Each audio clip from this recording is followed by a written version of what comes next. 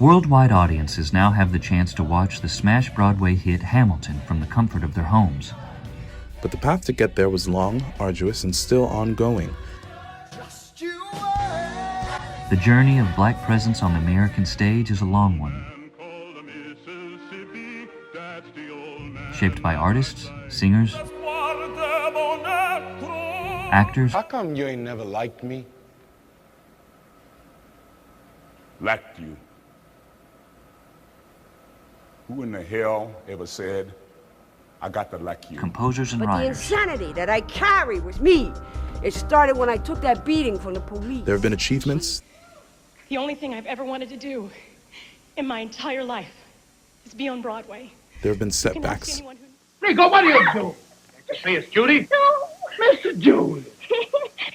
But the journey continues.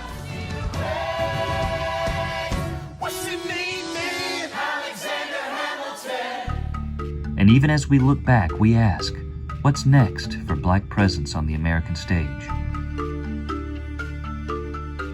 Before the era of racist minstrel shows, the African Grove Theater in New York was the first known black theater troupe. Established around 1816 by William Henry Brown, the African Grove put on vaudevilles as well as anti-slavery plays of the 17th and 18th centuries. But the primary attraction was Shakespeare. And among his actors, a young man named Ira Aldridge would go on to find great acclaim as the first actor of African descent to play Othello on the British stage, and is honored with a bronze plaque at the Shakespeare Memorial Theatre at Stratford-upon-Avon. The African Grove closed its doors permanently due to a rival theater company that paid people to riot and cause disturbances, which led to the theater's undeserved demise.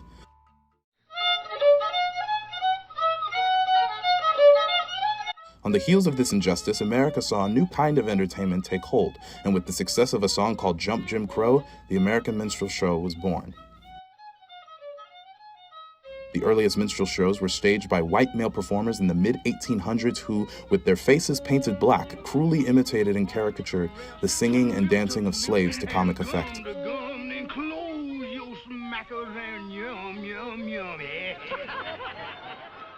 The father of the blackface show was Thomas Dartmouth Rice, who wrote many shows, including a burlesque of Othello.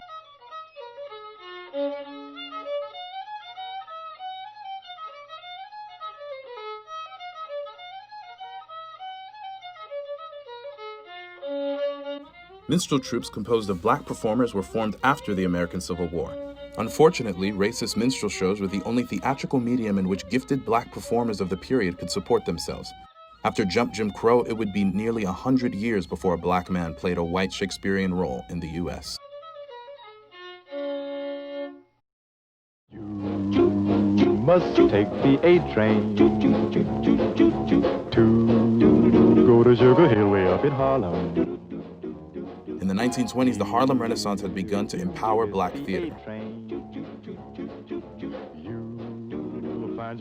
As early as 1950, actress Anita Bush created a pioneering all-black stock company that grew into the important Lafayette Players. Despite this progress, the country was still fiercely segregated. Fast forward to 1927 and the first racially integrated musical, Herman Hammerstein's Showboat.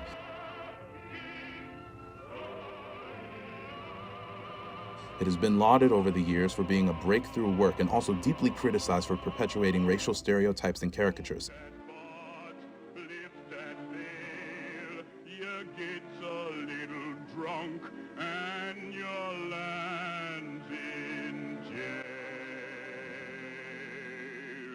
Nevertheless, due to his touching and moving performance of Joe, Showboat launched Paul Robeson to global fame, forever placing him as a key figure in the American theater.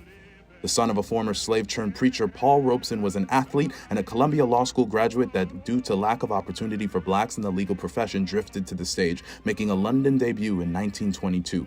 Then, in 1943, a major breakthrough. After years of playing the role in Europe, Paul Robeson became the first African-American ever to play Othello on Broadway. First, I would say that here is a part which has dignity for the Negro actor. Often we don't get those opportunities. And I would say that my people will be very proud of my or any other Negro actor appearing in such a part. For Robeson, it was more than just a part. It was, as he once said, killing two birds with one stone. I'm acting and I'm taking for the Negroes in the way only Shakespeare can. Robeson used the new mass media to insist that the play was a challenge to the modern world. It is a tragedy of racial conflict, he told transatlantic radio audiences. Othello in the Venice of that time was in practically the same position as a colored man in America today. Here's a question of whether one who wants to sing and act can have, as a citizen, political opinion. And in attacking me, they suggested that when I was abroad, I spoke out against injustices to the Negro people in the United States. I certainly did. Indeed, even after Robeson's acclaimed performance as Othello, prominent white actors continued to darken their skin in order to play their role. Obviously, there is still work to do. BIPOC artists want their shot. First time I'm thinking past tomorrow. I am not throwing away my shot. I am not throwing away my shot. Fast forward once again to 2015 and a phenomenon called Hamilton. Often compared to Shakespeare, Lin-Manuel Miranda created Hamilton with a multiracial cast in mind. While the musical explores different stylings and incorporates predominantly black-influenced music forms to tell the story of the creation of America.